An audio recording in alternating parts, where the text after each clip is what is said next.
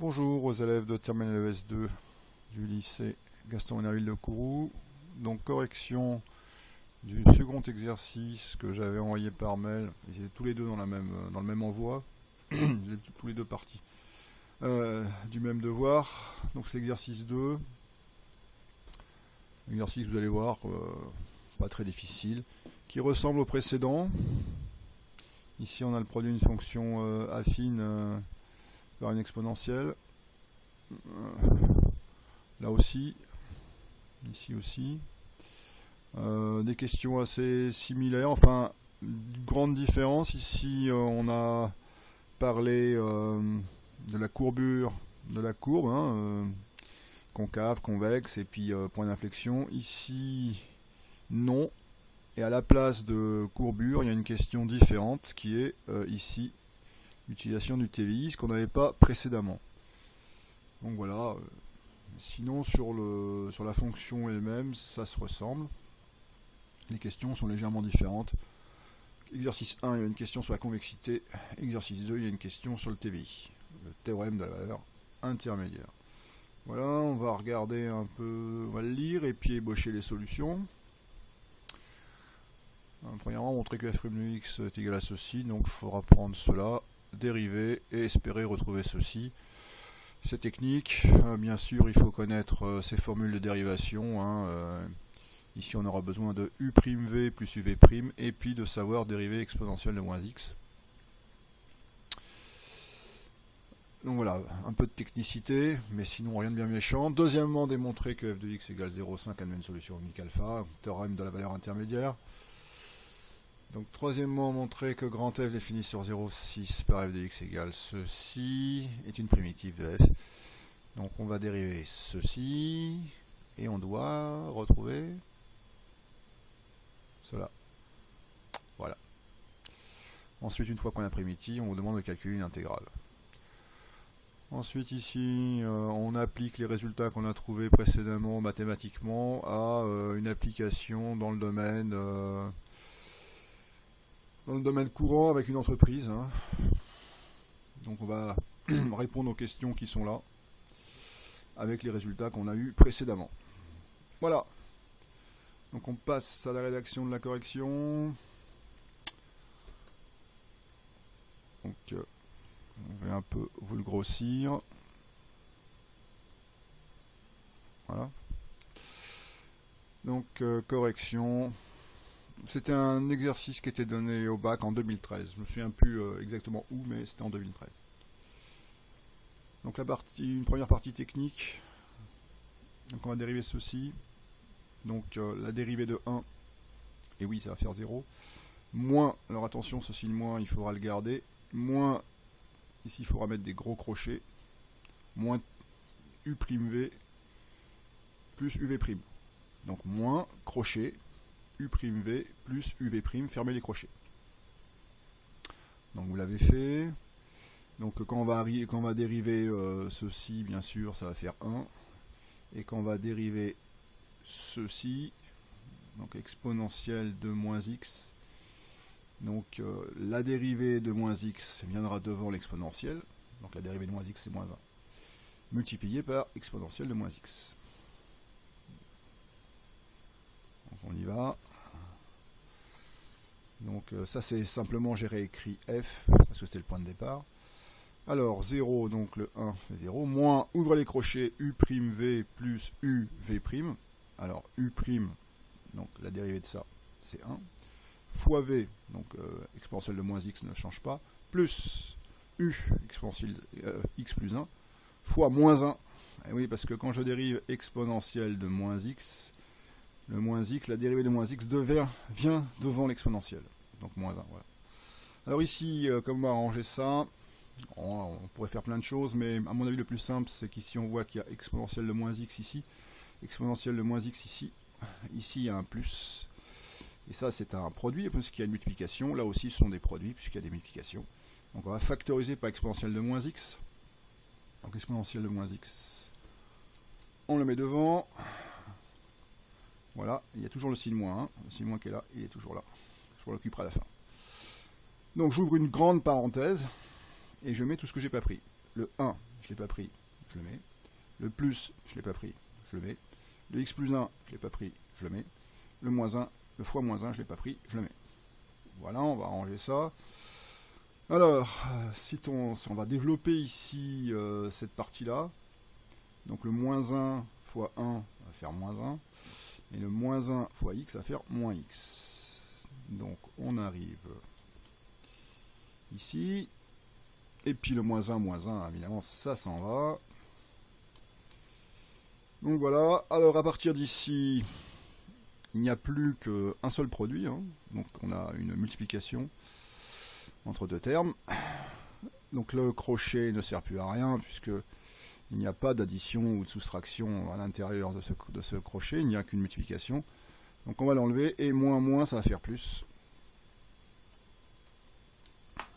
Voilà.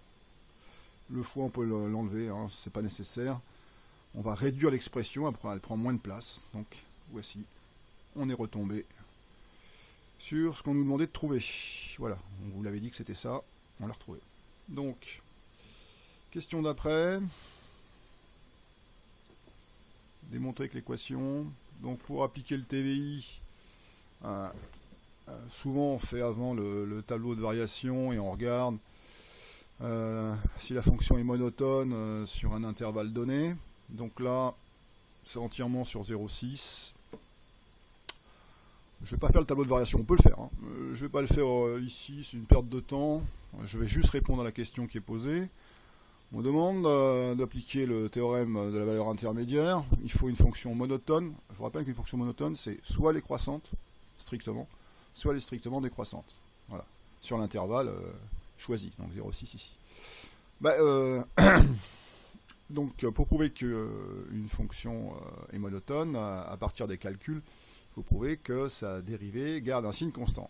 Alors regardons la dérivée, elle est ici. C'est un produit. Alors x, quel peut bien être le signe de x? X, on est dans l'intervalle 0,6. Donc sa valeur est prise entre 0 et 6. Donc en 0, x est nul bien sûr, et ensuite il est positif. Quant à l'exponentielle de moins x, elle est toujours positive. Donc on a un produit de nombres positifs. Donc le produit est positif. Ce produit, c'est la dérivée. Donc la dérivée est positive. Elle est nulle en 0, mais sinon elle est positive. Et donc cette fonction est strictement croissante. Voilà ce qui est fait.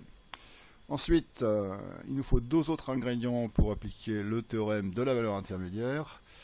Il faut dire qu'elle est continue. Bon, c'est le produit, la fonction, hein, c'est le produit ici, la somme de fonctions continues, donc c'est continu. Voilà.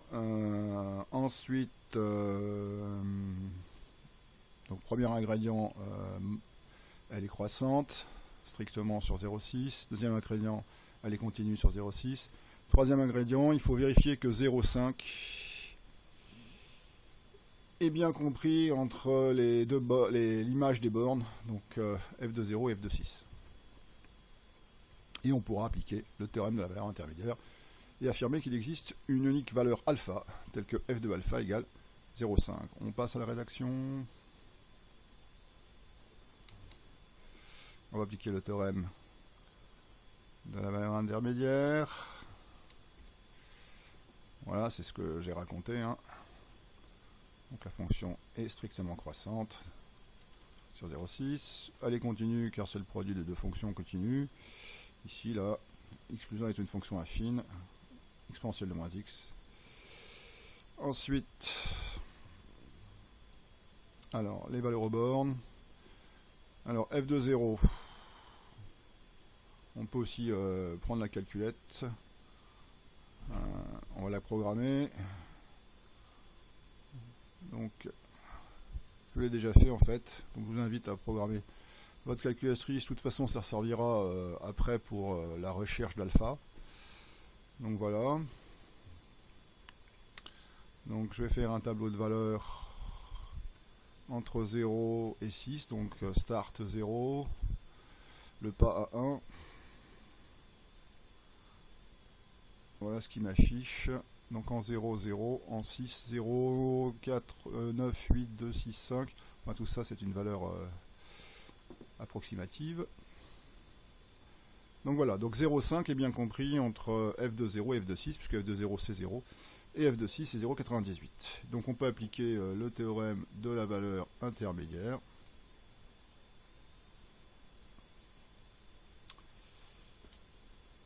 Voilà, donc d'après le théorème des valeurs intermédiaires, l'équation index égale 0,5 admet une solution alpha sur 0,6. De plus, on va prendre la calculette, on va le vérifier, on va regarder, mais donc f de 1,678 égale ceci. Donc vous voyez que là on est un peu en dessous de 0,5, ici on est un peu au-dessus. Et donc avec deux chiffres après la virgule, regardez derrière le 7, il y a un 8. Donc ici, si je prends cette valeur-là, avec deux chiffres après la virgule, ici ça fait 1,68. Et même chose ici. Si je prends cette valeur-là et que je l'arrondis avec deux chiffres après la virgule, ici aussi il faut prendre 1,8, donc 1,68. Alors je vous montre quand même. Donc là, j'ai fait entre 0 et 6. Donc on voit que là, c'est entre 1 et 2 que ça se passe. Là, on est en dessous de 0,5, là, on est au-dessus. Donc, on va modifier. Voilà. Donc, ici, on part donc de 1. Et on met un pas de 0,1. On fait afficher la nouvelle table. Donc, plus précise. Donc ici 1,6 on est en dessous de 0,5, 1,7 on est au-dessus de 0,5, donc c'est entre 1,6 et 1,7. Donc on y retourne, 1,6 pour le départ, avec un pas de 0,0,1. On fait afficher la table. Donc 1,66. 1,67, 1,68, donc 1,67 on est légèrement en dessous de 0,5, 1,68 on est légèrement au-dessus. Alors on pourrait même conclure ici directement sans aller chercher un troisième chiffre après les virgules comme je vous l'ai présenté dans la solution. Il suffit de regarder lequel est le plus proche, quel est le plus proche de 0,5. Alors vous voyez qu'ici il nous manque 3 millièmes, alors qu'ici on a un excès de 5/10 millièmes. Donc la valeur la plus proche c'est 1,68, ou on peut refaire un tour, dans ce cas là ça vous donnera les valeurs qui sont là. Et on voit que même si je prends celui-ci en arrondissant ça fait 1,68, et même si je prends celui-ci en arrondissant avec deux chiffres après les virgules ça fait aussi 68. Donc alpha est à peu près égal à 1,68. N'hésitez pas obligé de pousser trois chiffres après la virgule, on peut répondre à partir d'ici directement aussi. Pardon, je l'arrange. D'accord, troisième question, montrer que grand F est une primitive. Donc on va dériver bien sûr ceci. Cette question, ce jour-là, le jour du bac en 2013, je l'ai rajoutée, elle n'était pas mise. Bon, elle aurait pu l'être. Hein. Voilà, donc on va dériver. Donc si on dérive le x, ça fait 1. Bah, là, ça ressemble beaucoup à ce qu'on a fait au-dessus ici. Hein. Donc je vais passer un peu plus vite. Il y a juste un plus 2 ici. Donc le x, la dérivée donne 1. Ici, ça va faire u'v plus uv'. Alors, il n'y a pas de grand crochet puisque ici c'est un signe plus. Ça aurait été un signe moins, j'aurais mis un grand crochet comme tout à l'heure, mais là, c'est pas la peine, c'est un signe plus. Donc voilà, hein, u'v plus uv'. On va mettre exponentielle de moins x en facteur, comme tout à l'heure. Ça ressemble beaucoup. Donc le 1 qui est ici, je ne l'avais pas pris, il est là. Le x plus 2, je ne l'avais pas pris, donc il est là. Le moins 1, je ne l'ai pas pris, il est là. Donc voilà. On va développer comme tout à l'heure. Ici, ces deux parenthèses, là, on va développer. Voilà, et puis 1 moins 2, bah, ça fait moins 1. Donc on arrive là. Alors ici, un peu de technicité. Je vous rappelle que on y est presque en fait. Hein, mais nous, notre fonction, elle est écrite comme ça. avec le signe moins dehors. Alors que l'expression que j'ai ici, le signe moins, il est dedans. Ben, on va ici factoriser par moins 1, et donc moins 1 fois le plus, ça fera moins 1, ça fera moins ici. Voilà. Vous pouvez aussi dire que le moins, on le sort pour le mettre devant. Mais attention, comme le moins il appartient, le moins il faut le sortir pour les deux. Hein. Donc ça donne ça.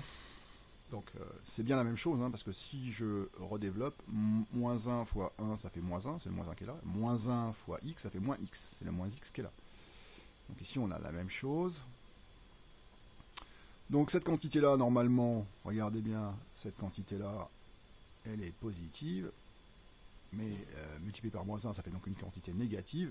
Donc autant l'écrire comme ça. Donc vous voyez, le plus, je l'ai mis moins. On a la même chose. Du coup, cette quantité qui est positive, s'il n'y a pas le signe moins devant, hein, devient une quantité négative, hein, comme cette quantité qui est ici. Voilà, c'est des choses un peu techniques pour arriver à l'écrire exactement de la même façon que ce qui est donné dans le texte. Et donc c'est f de x.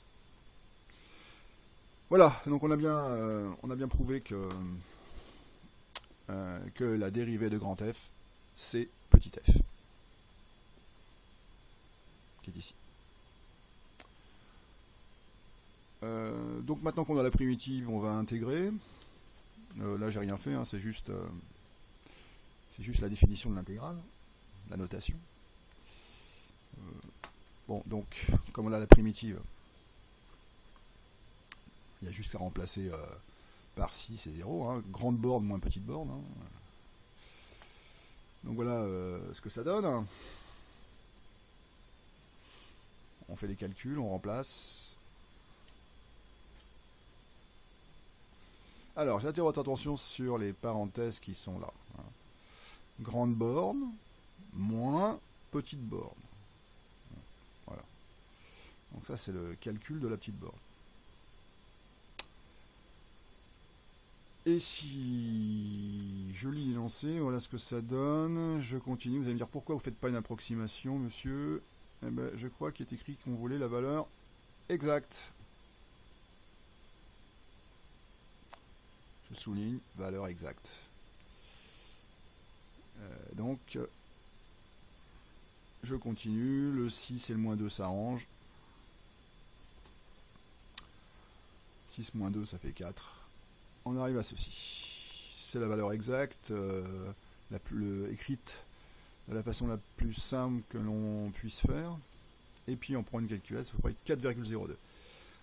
Alors, vous pourriez me dire, mais monsieur, vous avez montré sur la calculatrice comment faire l'intégrale directement sans avoir à faire la primitive. C'est la calculatrice qui se charge de tout. Oui, on peut le faire. On va le faire même, pour vérifier. On vérifie la valeur qui est ici.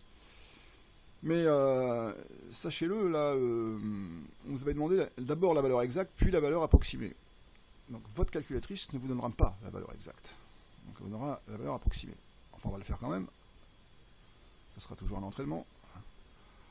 Donc je vais sortir de ça. Donc on va dans le menu maths, vous vous souvenez, enfin pour les Texas, on va chercher fonction intégrale. On sélectionne, on tape la fonction. Alors la fonction, c'était la fonction qui est ici. Hein. Alors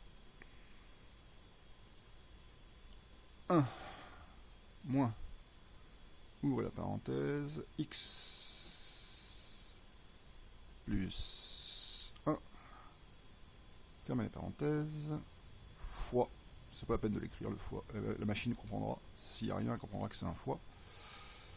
Enfin sur ce modèle-ci, hein, vérifiez avec la vôtre. Donc exponentielle de moins x, deuxième exponentielle de moins x, ne pas oublier le moins, attention pas celui-ci, ça c'est le moins de soustraction, ça c'est le moins de signe négatif, moins x, ok, virgule, alors on intègre par rapport à x, rappelez-vous ce que j'ai dit dans le cours, il faut le mettre, parce que parfois, vous verrez plus tard, on peut intégrer par rapport à autre chose, voire même par rapport à deux variables, voire même trois. Donc virgule, c'est pas notre cas aujourd'hui, la petite borne c'est 0, virgule, la grande borne c'est 6. Voilà, si j'arrondis le 1, donc derrière le 1 il y a un 9, si j'arrondis, ça fait bien 4,02. Mais vous voyez, on n'a pas la valeur exacte. On n'a pas la valeur qui est écrite ici. Donc les calculatrices, c'est bien. Alors il y a des modèles qui peuvent mettre la valeur exacte. Oui. Mais normalement, avec ce que vous avez acheté, vous ne l'avez pas. Donc, quatrième question, et puis si le correcteur ne voit pas ces calculs-là, il va se demander d'où ça sort. Quatrième question. Donc c'est une question, on applique à ce qu'on vient de trouver à des questions concrètes.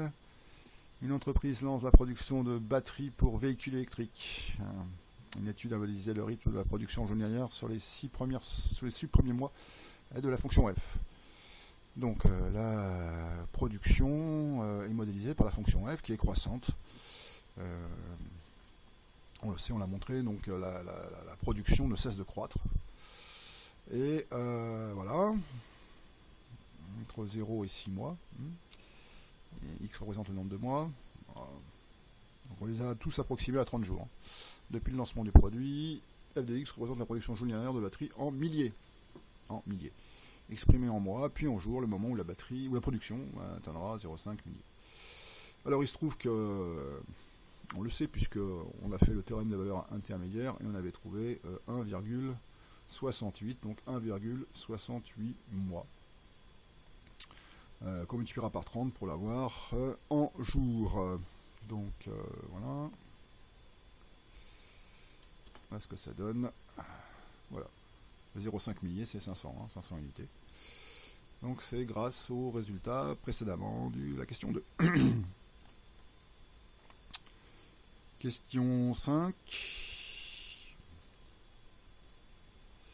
Déterminer une valeur arrondie à puissance moins 3 de la valeur moyenne exprimée en milliers, la production sur les 6 premiers mois. Une valeur moyenne, donc on prend l'intégrale et on la divise par la largeur de l'intervalle d'intégration. Donc la largeur donc l'intégrale est de 0 à 6, parce qu'il y a les 6 premiers mois, donc de 0 à 6, et la largeur c'est 6. Donc on va prendre le résultat qu'on a trouvé pour l'intégrale et on va le diviser par 6. Voilà. Rien de plus difficile que ça. Bon. Voilà. Donc on divise l'intégrale par la largeur du domaine d'intégration. Donc la production moyenne, c'est 0,67 milliers, soit 670 unités. Voilà pour cet exercice. Je vais vous envoyer assez rapidement, dès ce soir ou demain, un autre exercice, peut-être je vais choisir un peu plus difficile, que je corrigerai rapidement, soit demain, soit mardi, en espérant d'ailleurs que je puisse le corriger devant vous. Voilà, je vous souhaite une bonne fin de week-end et puis je vous dis à bientôt. Au revoir, monsieur Colpin.